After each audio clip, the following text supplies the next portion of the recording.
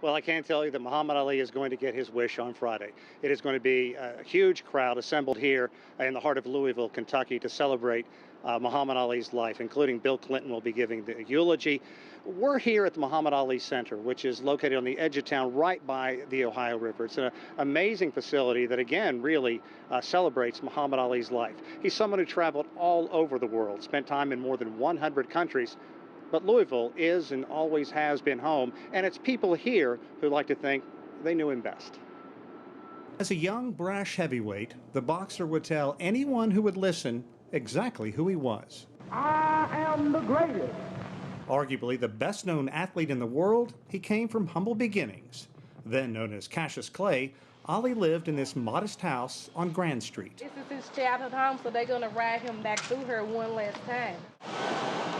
Ali's father, a painter, chose this color as an homage to his famous son, who loved pink. 82-year-old Lawrence Montgomery lives across the street and had a front row seat to history. He did tell me at one time when he was sparring in my hands that he was going to be the heavyweight champion of the world one of these days. And my reply to him was, "Man, you are crazy. There's no way you'll be able to do that."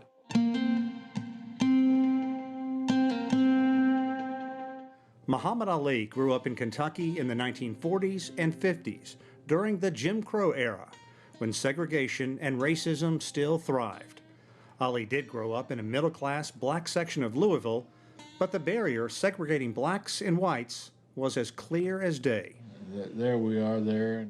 Montgomery remembers a young man driven to succeed in the ring.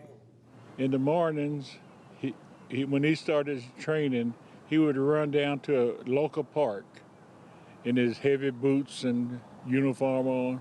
That's before going to school. That park, Chickasaw, and his alma mater, Central High School, are still here today. But racism was tougher than any foe in the ring. After winning an Olympic gold medal in 1960, Ali returned home, but was refused service at a Louisville diner. So dejected, he went to the nearby Ohio River and tossed the medal into the water. But he never stopped fighting for equal rights. It was very important because he broke a lot of barriers for us. That's like Martin Luther King, Malcolm X, and all the rest. I mean, they keep striving. We just have to keep striving. I told you, all of my critics. Part of Ali's legacy is his conviction. He converted to Islam, then at the height of his career, refused to be inducted into the U.S. Army and fight in Vietnam, citing his religious convictions. I will say directly, no, I will not go.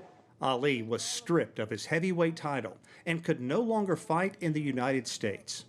The champ's popularity plunged in the U.S. He was vilified by many. His longtime friend remembers the painful period for Ali. I just thought it was his decision, and whatever he decided he wanted to do, God bless him. It was his decision. I had no qualms against it or for it. Ali was eventually vindicated and resumed his career and went on to claim the heavyweight crown 3 separate times. Montgomery loves talking about the good times when the greatest was king. 2 or 3 o'clock in the morning, he would come by and knock on the door. And everyone had to get up. Montgomery cherishes the scrapbooks, photo albums, and notes scribbled by the champ to his friend. Ali was dedicated to his sport. He paid the price over the last 30 years.